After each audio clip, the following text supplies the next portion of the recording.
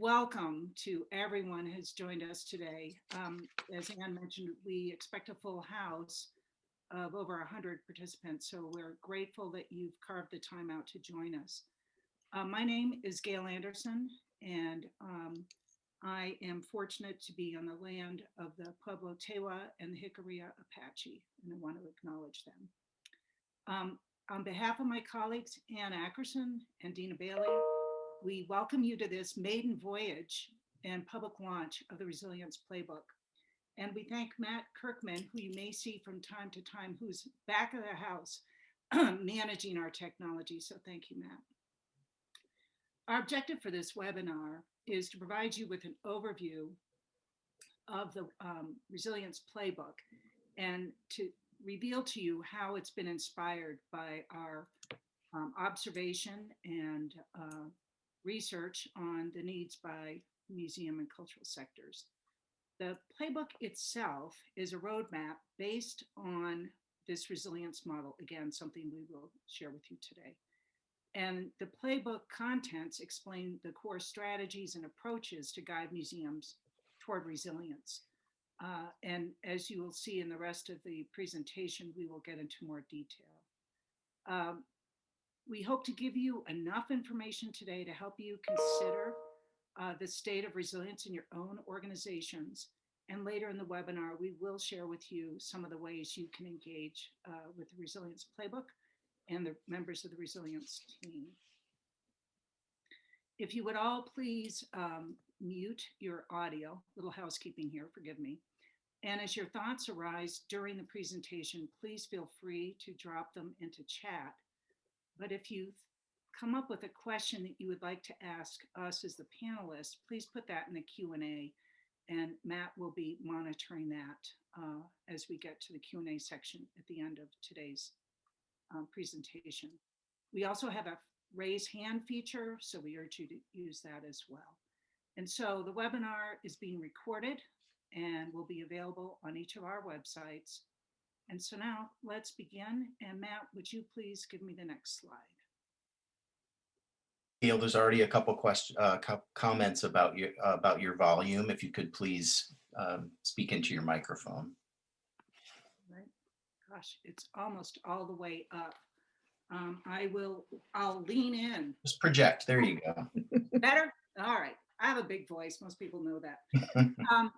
Anyway, I'm very, very pleased and honored to introduce the team that has put this Resilience Playbook together. And Anne and Dina and I will each introduce ourselves and explain a little bit about what brought us to this project and what our hopes are. And so I'm going to turn to you first, Anne.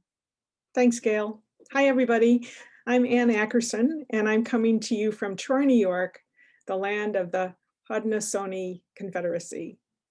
I've had the good fortune to work for a variety of small history museums over my long career, as well as a statewide museum association and a national archival association. And along the way, I've thought a lot about the evolving ethics and best practices of our work. When I co-authored the book Leadership Matters with Joan Baldwin, I was treated to a front row seat in learning how museum leaders approach their work. And two of the shared characteristics of all our leader interviewees were their ability to be resilient and thus agile. Dina? Yes, thank you for that. And hi to everyone. I'm so glad that you're here. I look forward to being able to talk with you more as we progress through the webinar. And as we get started here, I just want to quickly acknowledge that I currently reside in Atlanta, the traditional homelands of the Muskogee people, and that I'm continuing to work in ways that honor the ancestors of this land. So thank you for providing that. Before becoming a consultant, I started as a high school English teacher. And so those who know me know that that is a foundational aspect of who I am and how I work. And then I worked at the National Underground Railroad Freedom Center in Cincinnati, Ohio, and the National Center for Civil and Human Rights here in Atlanta before I started my consulting firm and working with the International Coalition of Sites of Conscience. I learned so much about leadership and empathy and growth in working not only in museums, but with museums. And since 2016, when I began my consulting firm, I've been increasingly committed, I think, to the fact that resilient individuals support resilient organizations, and more resilient organizations support more resilient communities, and how it just continues to ripple out into the world and make a positive impact. So that's really what drew me to this work, and this work especially with Gail and Anne. Gail, I think I'll pass it to you here. All right. Thank you, Dina. I am very honored to work with these two extraordinary women. And just to let you know, I'm in Santa Fe, just so you've got us all placed on the map there. But throughout my career, whether I was chairing the JFK Graduate Department of Museum Studies, working at the Museum of Northern Arizona and the Southwest Museum, very focused on Indigenous peoples, and then running my own business, I've committed my time and energy to supporting museums achieving relevance and advancing greater social responsibility in their work. My hope for the Resilience Playbook is that together, museum leaders will do the work of some soul searching, addressing embedded issues and realities of exclusion, and therefore evolve to become inclusive, anti-racist institutions engaged with our broadest public. In March, I felt it was time to create a new pathway for museums, and that's when I reached out to my two extraordinary colleagues to join me on the journey. It's been a constant learning process for us, and we welcome you to this journey as we move forward. Over to you, Anne. Thanks. So our first slide up is why resilience? And here it is, almost the end of January 2021. Are we ready to exhale yet? Well, let me give you a chance right now to take a deep breath and exhale slowly. So many cultural institutions of all types have done a phenomenal job of shifting their work to online platforms, working from home environments, and implementing safety precautions. For that, you deserve a tremendous amount of credit. But it's not time to exhale yet. The really hard work has just begun. The world and cultural institutions have suffered deeply these last 12 months. And as the pandemic revealed the many inequities in our society, it also revealed structural, philosophical, and ethical weaknesses within museums and arts and cultural organizations. The list on this slide may very likely resonate with you. Clearly, our organizations are not immune from coming to terms with their deep institutional histories and their relationships to wealth and power, which provide substantial sources of their support, of course. Museum leaders are being asked difficult questions from their communities, their staffs, and their donors, and much is expected from their responses. Outdated practices and longstanding traditions that have been immune to critical examination restrict a leader's ability to deploy their talent, skills, and financial resources where they're most needed.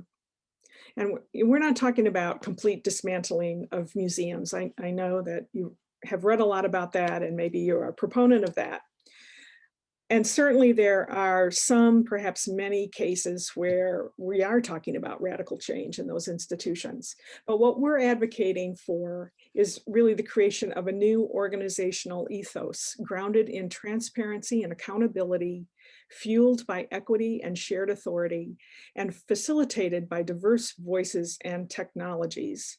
Resilience, we believe, is empowerment, and it's essential to navigate in today's world. Dina and Gail, do you have any further thoughts that you'd like to share at this point? I think I'll just chime in a little bit, Anne, with to really stress the urgency in this work. It is a moment, an unprecedented moment for museums to do this work. And I think it's essential. I think that wraps it up for me. Let's go ahead. I'll just add one thing, and that is that to me, we were talking about this yesterday about metaphors for resilience. And we talked about trees, willow trees, as opposed to sturdier trees. To me, resilience is kind of like a slinky or a spring. In fact, it's a motif that we use in the playbook because it allows for latitude without breaking, and it can stretch far and yet bounce back into shape. And I think the last thought I would leave on the subject at this moment is that resilience takes practice. We're not necessarily born with this skill or skill set, and it does require some practice continually, I think. So, Gail, back to you. All right. Next slide, please, Matt. Thank you. So what I'd like to say here is what brought us to this and what was the impetus. And I think really some threads have already emerged in what has been said.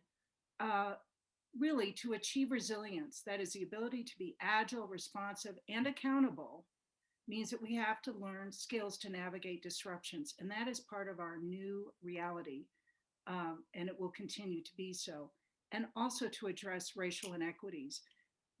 Museums have the opportunity to reflect and understand deeply what their history is and what the changes are that are going to be needed to build inclusive, integrated, and nimble institutions. This is an unprecedented opportunity. I know I said that a minute ago, but this is a moment to pause, reframe, rethink how our roles in the world, understanding our responsibilities, our work, and understand how we are accountable in our practices, in our work. Others are watching us. So I just want to say that this is not about adding a program or changing a policy. This is holistic, transformative work. And as I said earlier, to me, it's essential and it's most urgent. If museums want to be of value to the vitality of their communities and have meaningful impact beyond their four walls, this is the work that needs to be done. Dina? Thank you. So I think that the part that I really want to focus on that Gail just brought up is about transformational change, right? That it really needs to be holistic. Sometimes when we think about DEAI work or anti-racism work in particular, it's like, oh, the programming team can do this, or, oh, this group doesn't have as much of an impact. But really looking at this from an organizational space in terms of change and also that holistic nature of it. We all experience the world through a multitude of identities, lived experiences, contexts. So as I'm thinking about resilience, I do think about the need for people and so organizations to become more aware, right? More aware as individuals, more aware as organizations. And so that awareness, I think, leads to greater curiosity, which leads to more knowledge, which hopefully leads to more empathy, and then leads to more action. And so resilience allows us to move through this cycle of curiosity, knowledge, empathy, action more and more quickly, right? I think that's part of what resilience is. And just to recognize as well, something that Fabiana said in terms of the SAP, right? Resilient organizations also have a SAP that allows others to thrive. I'm hoping, right, that we are creating the SAP that is part of this. Resilience kind of is the SAP that creates organizations that can more positively move forward. So thank you for adding that in, and I love the idea. Anne, what about you? Well, I really like that too. And for me, resilience, I'll just build on that a little bit, I guess, by saying that resilience does allow an institution to process external challenges, but first by owning their own positives and negatives and making internal adjustments to stay relevant and responsive.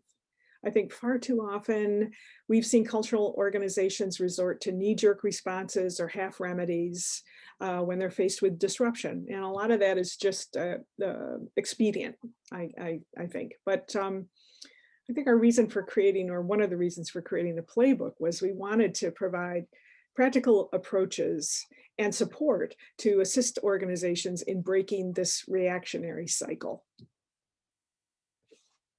Next slide, please, Matt. Dina, I'll throw it back to you. Thank you. Yeah, I will go with the next slide, which is about the resilience model that we've come up with. And in thinking about the resilience model, there are multiple goals here. And so the goals then have various plays that come with them. And the plays then have a lot of strategy and tactic that come with it. And so as we think about the model here, we're thinking about the intentionality of bringing rigor to the process. And when I talk about the process, I'm thinking about reframing, realigning, reinvention as part of that process. Again, cycling of what we're doing.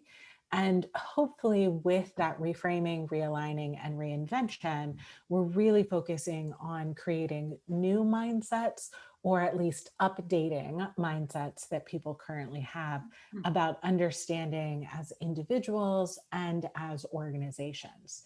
And so the plays themselves, once we get past the goals, right, the plays are asking organizations to self-assess, to define alternative pathways, right, things that we haven't thought about or roads that we haven't gone down before, to clarify impact, I think, not just thinking about intention, but impact, develop potential scenarios. So what is our best case scenario? What is a realistic scenario, et cetera? And then create plans that actually integrate all of this thought work into action so that we maximize the development and the alignment with institutional capacity, capability, resources. So we've got the goals, we've got 20 plays, and then within those plays, again, we have a lot of detail and practical steps about how to guide that work. And if we move on to the next slide, we'll look at the diagram that Gail and I have created. And as you're looking at this, right, so the diagram, I think, reveals realities around museums and also within museums. So looking both internally as well as externally. It shows the interrelationship of the 5 goal areas. We'll talk often about how they're all connected. And then taken together, the goals form a system of really tightly interrelated operational components. So again, not just in theory, but in practice, that we think are the lifeblood, or again, the sap of the agile, responsive organizations that we want to help build. And I think the other thing about this model is that the diagram itself underscores the tenets behind the model, and the fact that we're really centering equity and inclusion as our guiding point throughout all of this. I'll be talking about that in goal number 1. But before we get to that, I think another aspect of the guiding points are about our guiding principles. And so, Anne, I would love to throw it to you for the guiding principles slide. So next slide, please, Matt. Thanks, Dina. A key element of any resilient organization is how individuals and teams learn and work together. And this goes for staff, it goes for the board and staff, goes for volunteers too. And one could argue that it underpins our communication with our audiences and other stakeholders. The same holds true for teams working with the Playbook. And we've listed on the slide some of the guiding principles that we feel are critical to making Playbook conversations successful. And here you have, things like being curious, checking assumptions, engaging in dialogue, not debate, and patience for all of us to listen better and to be open to changing our minds. Frankly, these are principles every organization should be embracing anyway. And I'm sure that the list is, there might be nothing new on that list for some of you. What they are, we think, is they allow people and organizations working with the Playbook to take an integrated and holistic approach to the 5 goals, the 20 plays, and their related action steps. Dina? Yeah, thanks for that. And I think as we're thinking about this as a whole and what it means to be a resilient organization within a more resilient community, what we need to be thinking about, of course, is activating and practicing equity and inclusion. So if we go to the next slide, that's the first goal here. And we purposely put this as the first goal because we do believe that its tenets go out and around all of the other goals, or if you want to say it's a good foundation upon which to build. So equity and inclusion really is at the heart of what we were thinking about as we created the model and the playbook itself. So when we think about resilient organizations and what resilient organizations embrace, I think that there's really an intention, a need, especially right now, to move past intention and into action. I see that all the time with clients and just friend organizations, that their staffs are saying, enough with the talk. How do we move forward, right? And resilience is really about a mindset, I think. It's about a state of being and being ever flexible, always being in an assessment, always being in movement and being comfortable with that. So when we thought about activating equity and inclusion as being central or essential really to aspects of resilience, we thought about that in terms of current and future decision making. And when I talk about equity and inclusion here, knowing there's a lot of information in the playbook, I'm talking about it in a really broad sense, but also at the same time, recognizing specifically in the United States that there's an imperative to address racial equity in particular. So I see it as a both and situation. As you see with the slide, and as you'll see when Gail and Anne talk about some of the rest of the goals, there's a need to continuously reflect and acknowledge the organization's past in order to have better insights and make more informed decisions in the present and in the future. Also, I think that there's a power in shared language. So folks who have worked with me before, I think that's the start of a really solid foundation, and that sometimes we actually put up barriers or gates and talk past each other when we don't start with that shared understanding. It's important in terms of equity and inclusion to recognize that it's not just soft or abstract, but that we actually can create measurable goals and we can hold people accountable just as we would with other aspects of a strategic plan. And then the final aspect, I think, here is a recognition that equity and inclusion efforts should be made individually as well as departmentally and organizationally and with stakeholders, so that it's not just the work of one department or one group or one level, but that it involves everyone and everyone has a role to play in that. So if we move on to the next slide here, I think that this will show you the 4 plays that we have within the goal. Again, there's a lot more detail underneath those plays.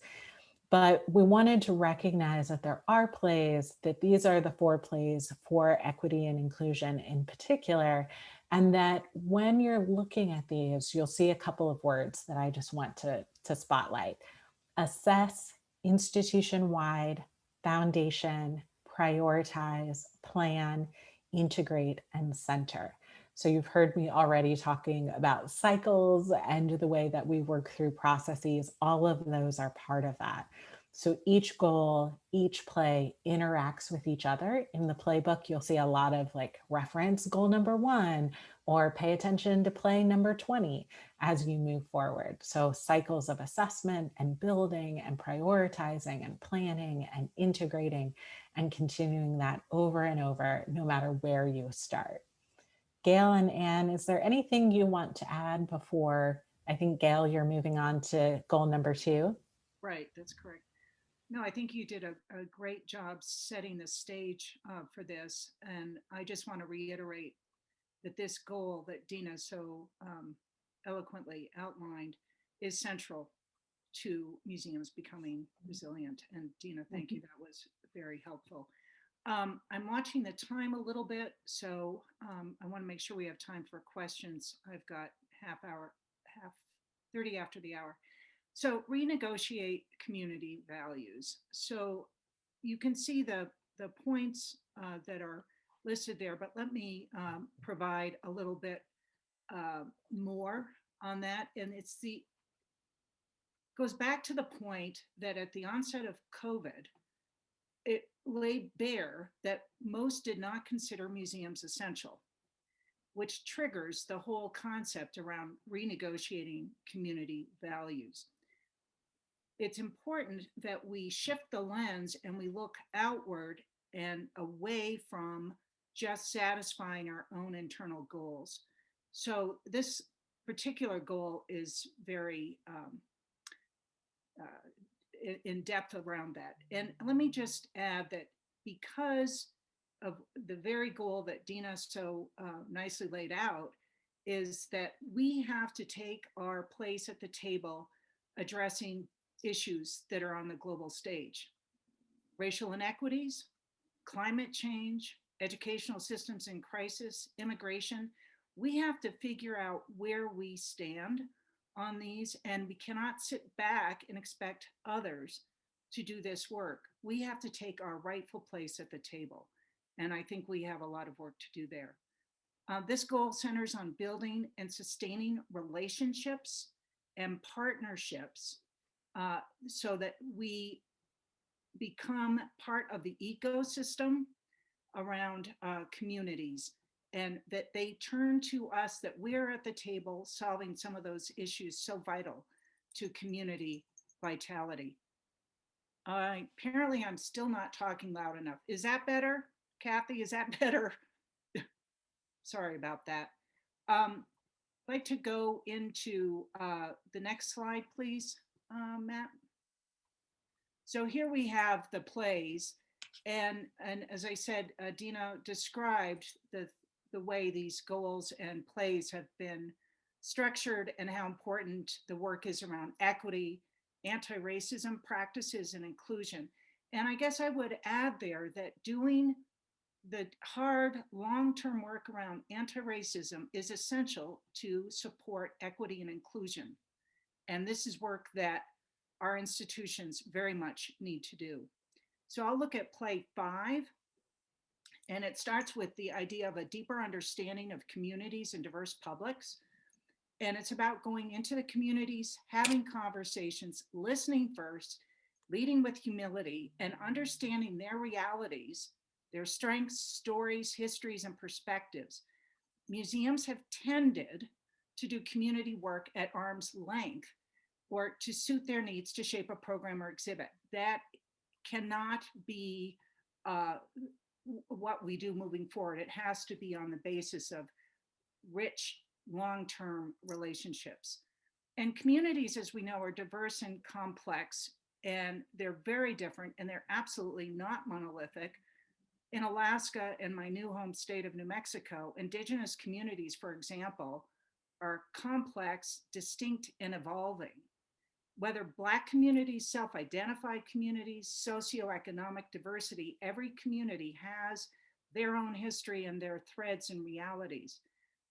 I have to tell you, it's not about us. It's about how our community value ties and is revitalized. Who are we serving? Who works in our institution? How are we playing a greater part in the vitality and health of our neighbors, towns, and place? And with predominantly white-run museums, there's a lot of work to do here and much learning to be done. So I can't stress enough how critical this is. Could we go to, oh, let's see. Are you saying I need to speak up? Oh, I just got a note. Matt has just told me I'm nice and loud now. That's good. Matt, can we go to the next slide, please, for goal 3? And I'm not going to read through the bullets. You can see those. And I want to talk about, this is a very robust goal because it's really reimagining the role of the institution. And if you think about what Dina said in equity and inclusion, and what I've just outlined ever so briefly about integrating into communities, all of that means that the shift of the role of the institution is required, right? That it means inside out, outside in. We have to really start getting out of thinking within our four walls. In this goal is the very challenging work around confronting, naming, and owning exclusionary practices and our colonial roots. This means doing the deep internal work by challenging every operative assumption and facing the historic roots of how each museum came to be, and obviously within the larger arena of how museums were established to begin with. It's about looking at, who are we doing this for? We're not doing it for us. We're doing it for the public. We're doing it for a very diverse public. What is the impact and path we want to take forward? Why are we doing this work? And then why do museums matter? Going back to the point during COVID, we were not considered essential. It was said over and over again, and even by government leaders. So what is our place in the dialogue and participating in positive change? Next slide, please. So this one, probably my favorite one, is going down to the studs.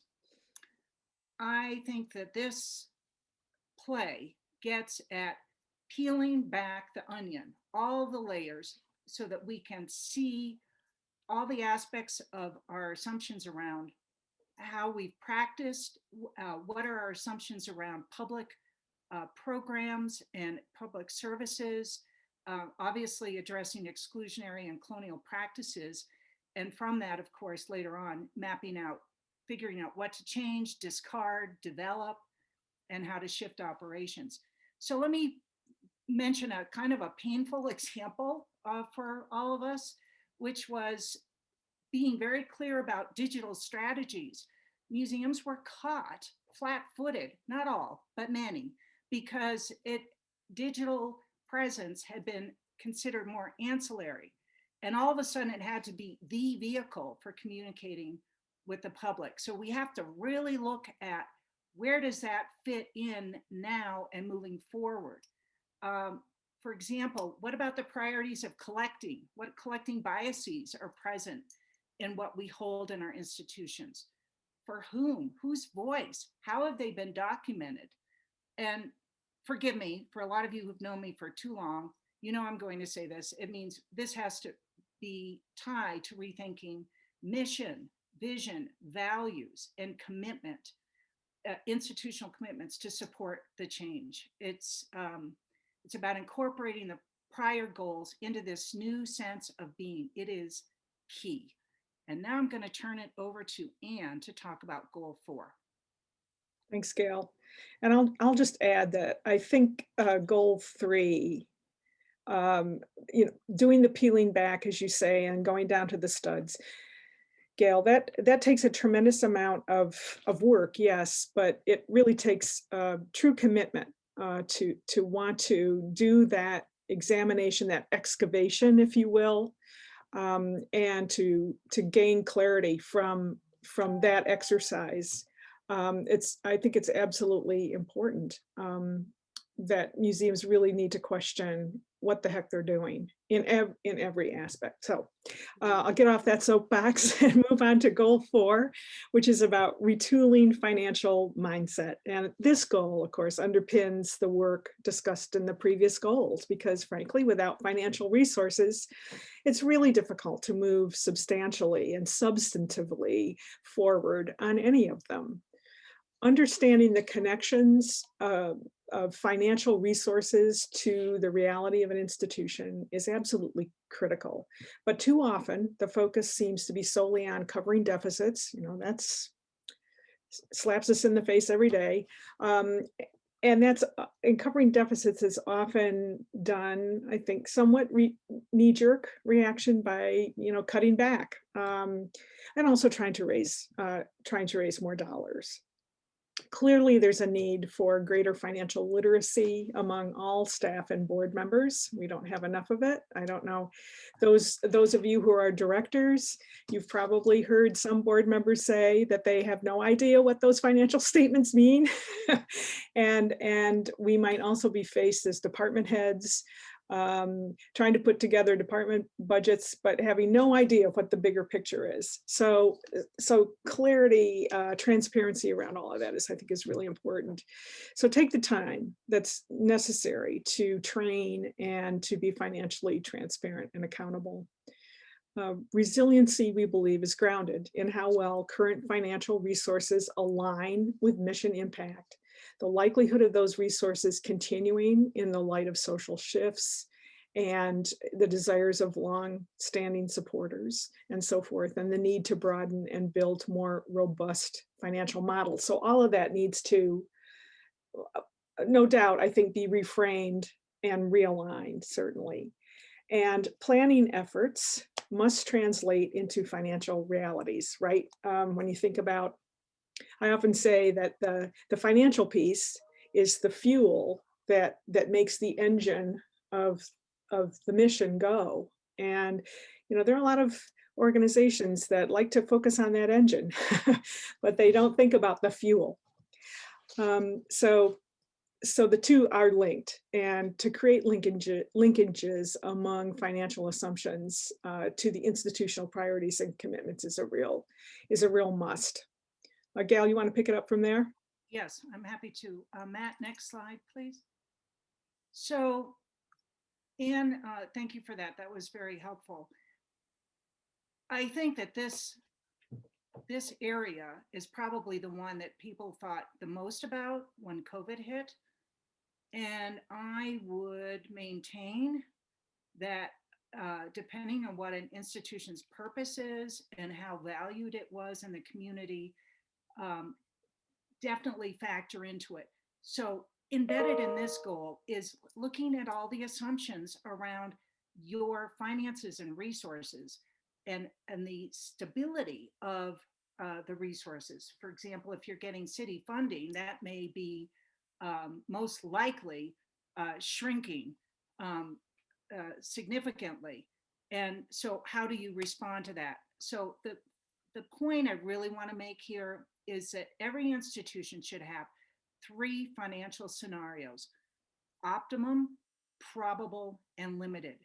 And that means that they should be developed annually. It should be very clear what and how you approach those scenarios as they are linked to the mission and the purpose of what you are trying to do. I can't stress it enough. Anne said it pretty nicely about the lack of financial acuity and understanding of what these numbers mean, but the numbers are the story of who you are and what you're doing. So with that, Anne, I'm going to pass it back to you to talk about leadership. Great, thanks. Next slide, please. Our 5th and final goal is about advancing agile leadership. And this final playbook goal speaks to our understanding that institutional reframing, realigning, and reinvention are unlikely to occur without organizational leaders, including staff leaders, who are receptive to making change. And as we know, change does not happen by itself. It requires a sense of urgency and champions for change, combined with an integrated and inclusive approach to examining organizational cultures and organizational structures. And that means that we've got to unlearn some old behaviors in order to pursue a new clarity of purpose rooted in a values-first approach. We must re-examine roles and responsibilities, departmental missions, committee charters, job descriptions, and the policies and procedures that tend to bind up the works and really prevent us from being as agile as we want. I think, the goal here is to cut through that red tape. And I use red tape not as a financial metaphor. I think we need to accept, and well, I don't think, I know that we need to accept that no one person has all the answers, especially when it comes to complicated and unwieldy crises like COVID-19 and systemic racism. Resilient leaders use diverse teams to help them problem solve. And in doing so, they foster learning environments. Next slide, please. So our 4 plays here, not surprisingly, address leadership at all levels and issues like organizational culture, structure, and learning. And clearly Goal 5's work does begin at the organization's top, but I think everyone in the institution can have a role to play in that.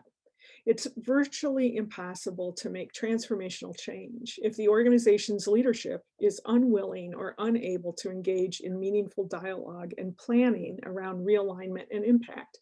Of course, any significant change effort, as I'm sure you well know, begins with being self-reflective and being aware of the need for change.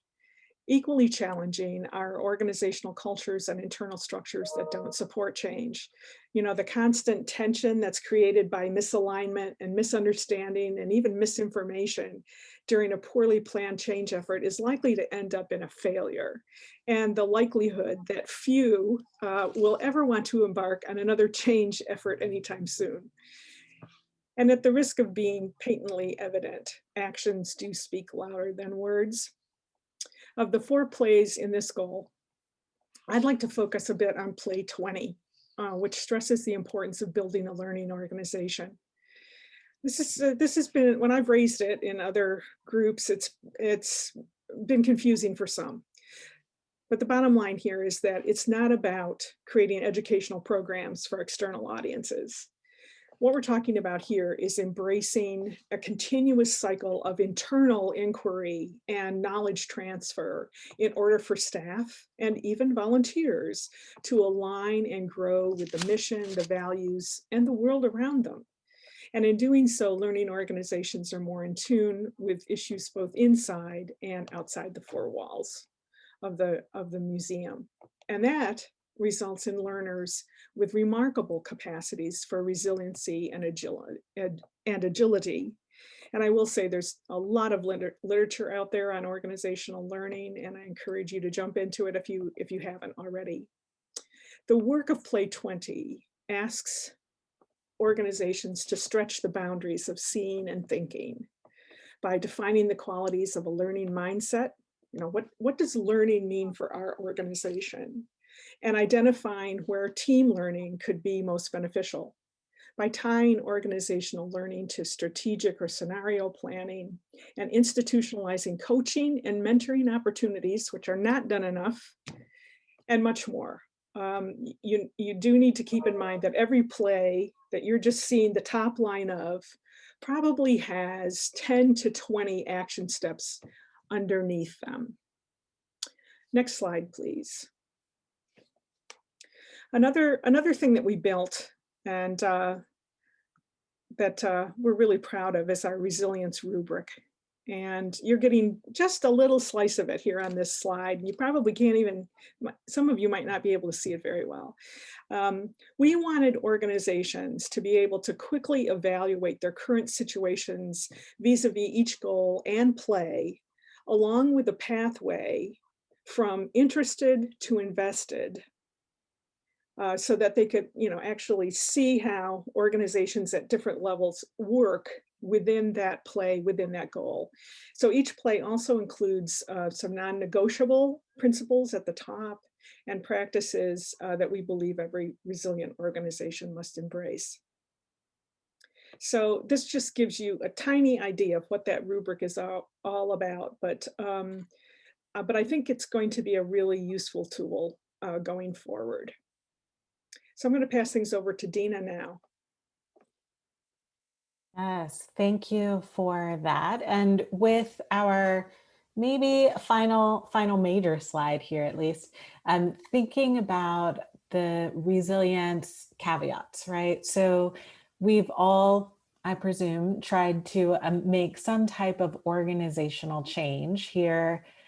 We've all thought about change management and who needs buy-in and how this actually happens. I see some of that in the chat as well.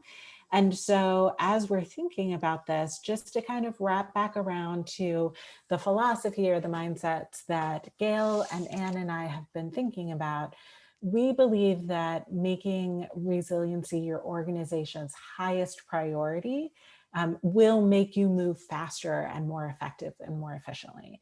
We think that any change effort requires some sense of urgency, planning, and management, while at the same time recognizing that this is a journey, right? That there will be a continual self-assessment and evaluation.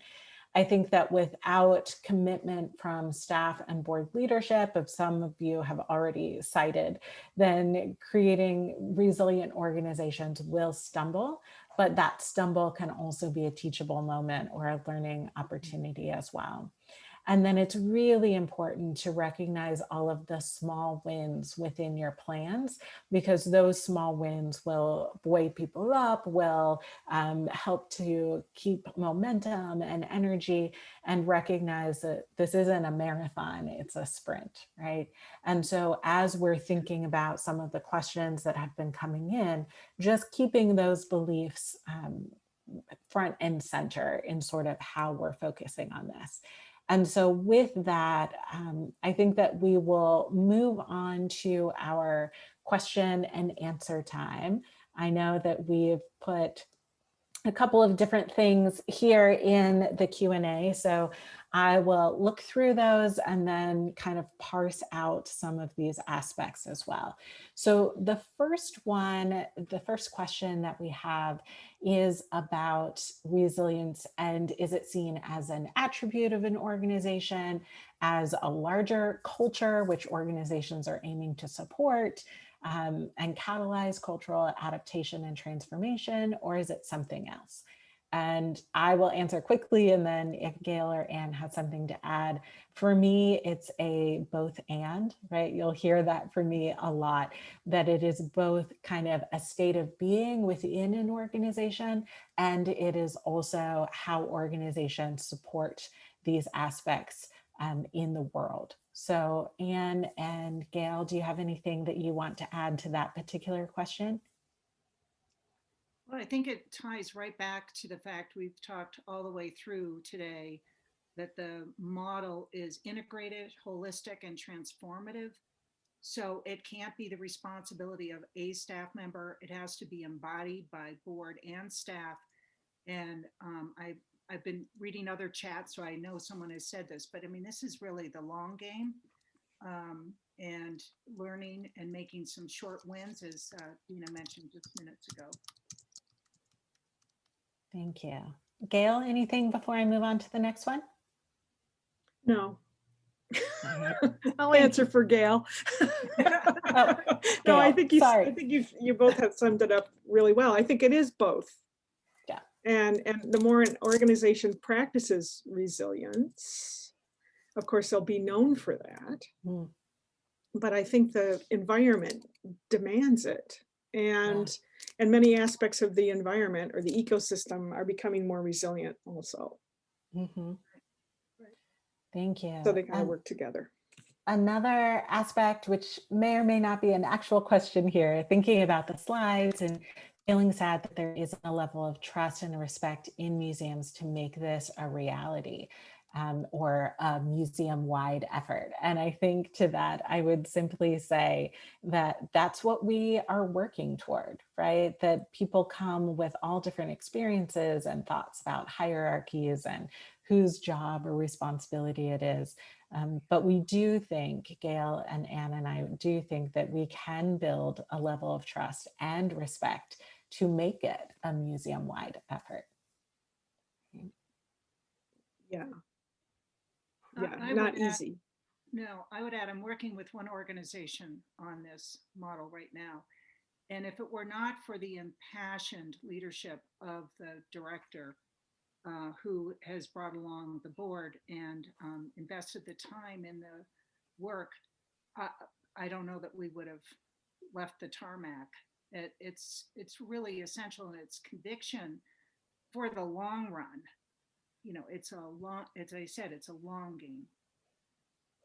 And I'm just going to jump off of that with another question, because I think it's sort of the flip side of this, right? Which is, as a non-management level employee, how would we, the three of us, suggest bringing up reshaping our organization with senior staff who are potentially set in their ways?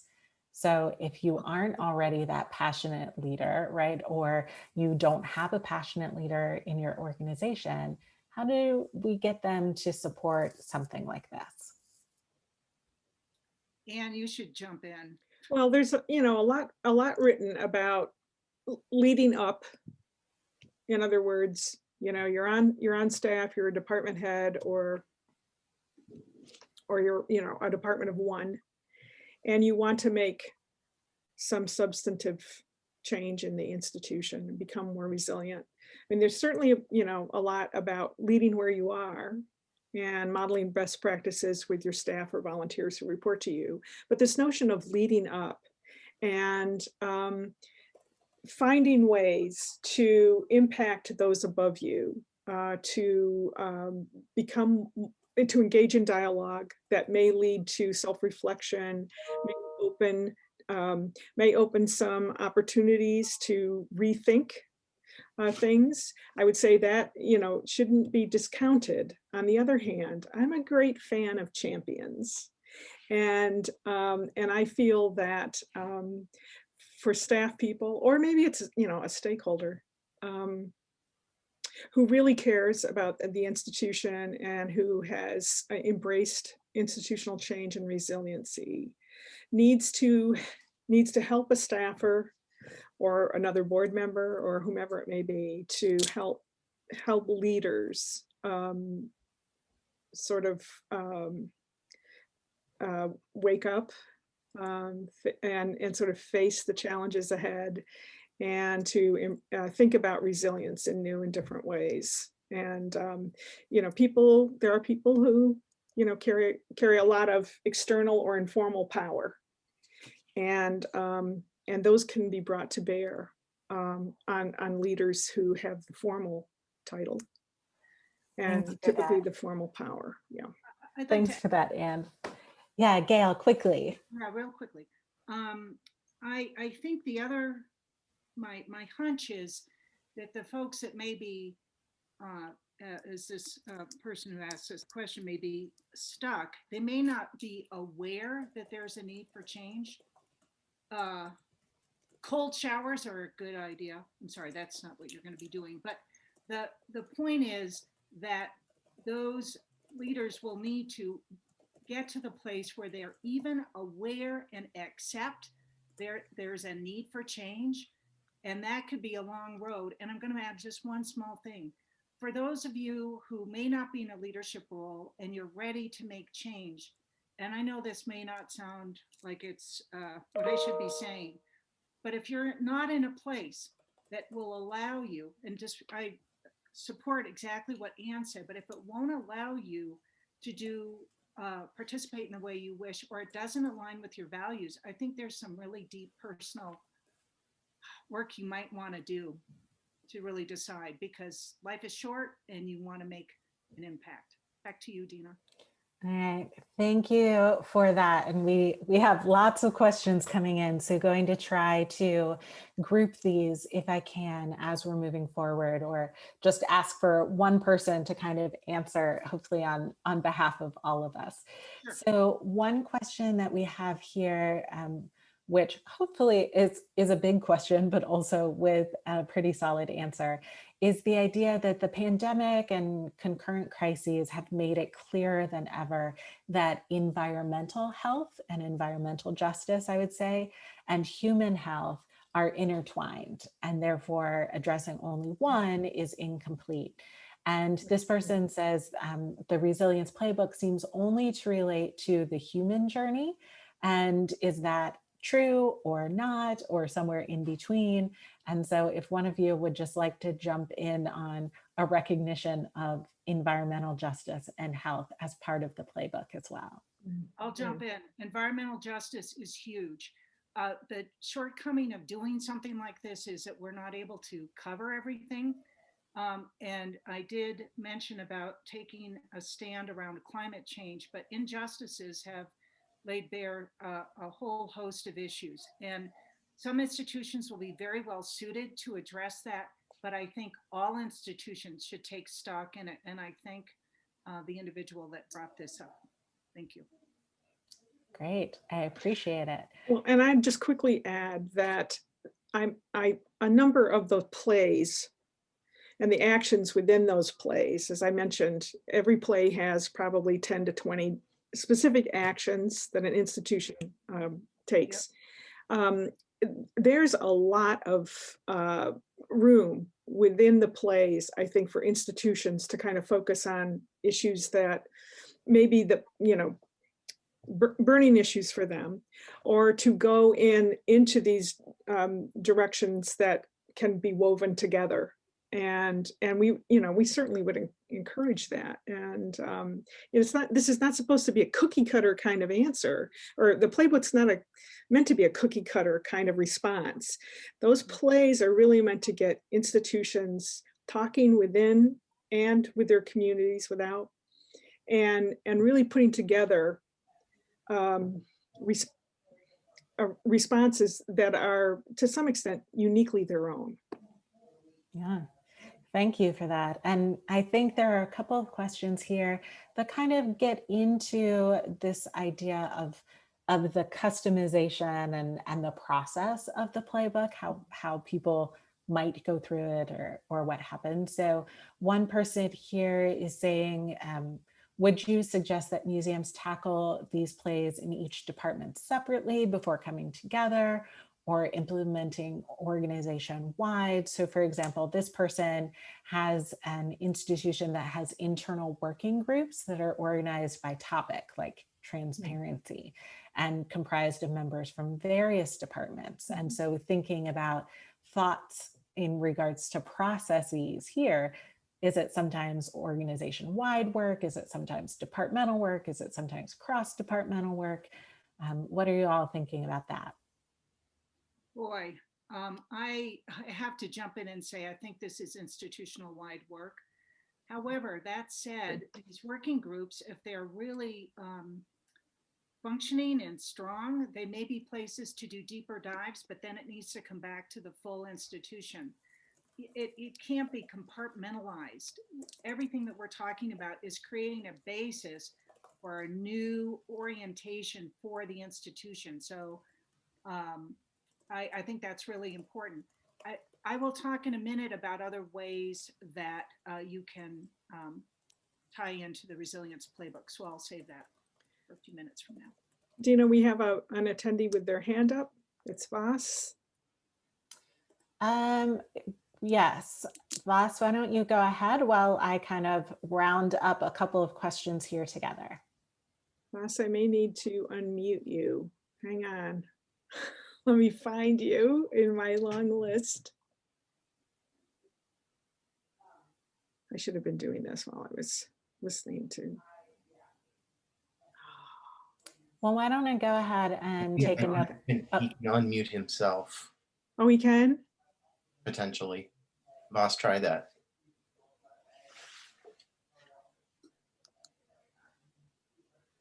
Okay, you can talk now. Oh, all that work only to say that I hit it by accident. Oh, okay. Okay. Well, we know it works. All right. Well, then, thank you for that, Voss. Sorry to call attention to the accident, but that did give me time to pair two questions together, I think. So one is about our thinking on applying this model in other types of institutions outside of museums, like colleges and universities. And the other question is about our perspective kind of on the field of museums, thinking about museum associations and how museum associations can help catalyze this transformational change and work sort of across member museums and society as a whole. So maybe pairing those two together to say, who is this playbook actually for, and how do we want that impact to ripple out? I'll jump in first and say that it is for museums, arts and cultural organizations, heritage organizations, frankly, every nonprofit, every nonprofit across the sector, I think can use this. In terms of associations, I think we're open to talking with associations to see how we might be able to create cohorts of institutions within a state association or a regional association to see how we might be able to catalyze work together and actually increase the learning through cohort work. Gail, I know you've been thinking about this too. Right. I think that the idea of cohorts, as a team, we're thinking about how to make this accessible.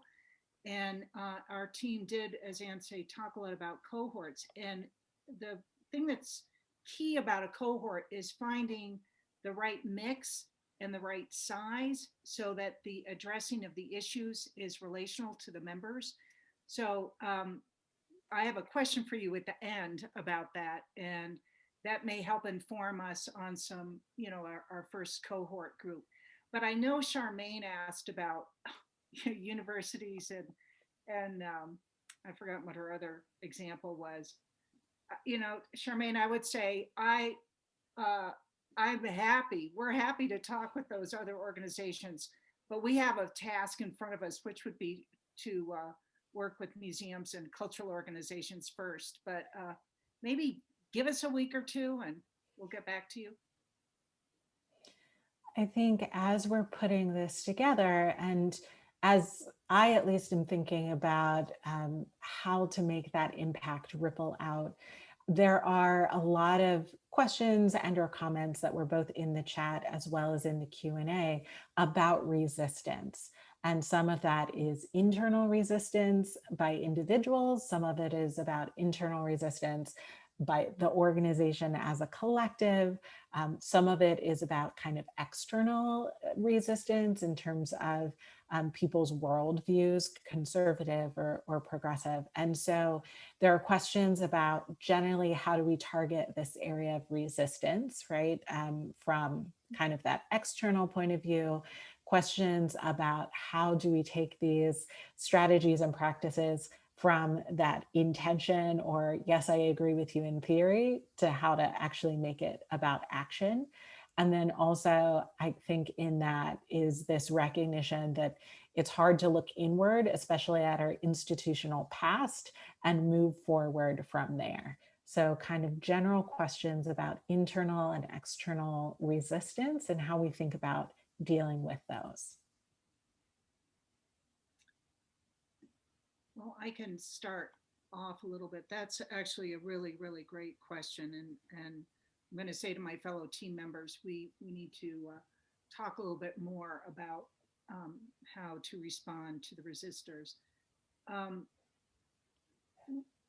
going to repeat something that I've already said, which is this is the long game. And I think with resistors, and this I'm really shooting from the hip here, but access to thoughtful writing, access to other, peer groups, peer institutions who are doing the work where there can be a vision or an example of how the change has taken place. And some folks respond better to be able to listen to a colleague talk about it. What they've encountered and what the challenges are. But we have more to think about with that. I thank you for that question. All right, I appreciate that. So quick, I have some super quick questions knowing that we've got about 6 minutes left by my watch. So One, will this approach work for small organizations? Two, I'm forming this as a question, although it was kind of a comment. Will there be like awards given to resilient museums in a year or two or a couple of years? And then three, I think in terms of kind of quick question, not really quick, but thinking about philosophically, can we talk about trade-offs, if there are, of doing diversity, inclusion, anti-racism work, and at the same time thinking about premiums on agility and responsiveness and being nimble? So are those actually trading off for each other? Do they work together, right? How do we think about that? So are there trade-offs, or do we see that differently? Are there kind of intentions or awards or something later? And will this work for small organizations? Your reward will be in heaven. And No, I meant that as a joke. Trade-offs. I think it was not our intention in putting the playbook together that there would be trade-offs, but frankly, on the ground, we're always trading things off and on to make things work. I noticed Charmaine had made a comment in the chat about the fact that maybe it's not so much about change as it is evolution. And clearly there are institutions where sort of wholesale change might be able to happen, and many others where it really is going to be an evolutionary process. And I think it's really up to that institution in dialogue within the institution to figure out what the pace of evolution / change can be, knowing that there are just so many personalities involved, and it's just very rare that an institution can turn like this in a very short period of time. I'm going to just chime in a little bit, and then I do need to close out the webinar. Anne mentions pace. If all of this was taken on at the same time, there might be an implosion. We definitely see this as paced and arranged in an order that suits the institution. And to that end, definitely small institutions. I think the challenges are a little different because they may have fewer people to hold the work. But I go to the equity and inclusion. It must start there. And I guess I would even pull in the colonial practices, but it can be in bits and pieces, trying to figure out, Dina said this, short wins, figuring out ways for some short wins. And honestly, the equity and inclusion, it is work for the long run. It needs to be embedded in institutional wide conversations. Well, I think most of this is. Yeah. None of these goals are kind of like one and done. They require continual effort and honing. All right. Well, Gail, go ahead and close us out. Right. Well, first of all, I want to thank everyone for participating and for the thoughtful questions. And it was clear you were all very present. It was hard to kind of listen and look at the chat. I try to do my job there, but I very much thank you. And I know that Anne and Dina and Matt, thank you as well. I guess I would end with a few things. These times are urgent, and this is a moment to act. And it is a time for leadership to ask the tough questions and determine what levels of change will be embraced. Yes, I'm making a mental note about the resistors. And it's a time to understand how aware, how committed leadership is. And really the level for conviction is essential. So we have devised this so that every institution can start from where it is. Now, I told you I would describe a little bit about ways that you can access the Resilience Playbook. The Resilience Playbook is designed for institutions where they purchase the playbook and they can have varying levels of guidance from us or quite limited. We are looking at a course. We are looking at the cohorts, which already came up. Probably additional webinars will happen, coaching, and strategic planning. All of these things are avenues depending on where the institution is and what it is eager to embrace. Longer term, we are doing an article for museum. It'll be in the May-June issue. And I have just started the work on reinventing the museum, which will be based on the resilience model. But that, as you can imagine, won't come out soon. So we want you to give us some feedback, email us, tell us, hey, this is what my situation is. What do you suggest we do? If you think the idea of a course is appealing, let us know. Or if you want an additional webinar, we need to hear from you. And so we welcome that, which is why our information is on that last slide.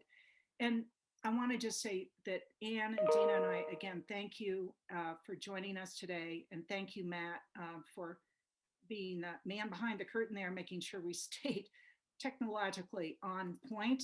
And, we are thrilled you were here. We invite your comment and we'd like to continue the conversation. So let's continue the journey. Be well, stay safe, and be courageous. Thank you. Thank you, everybody.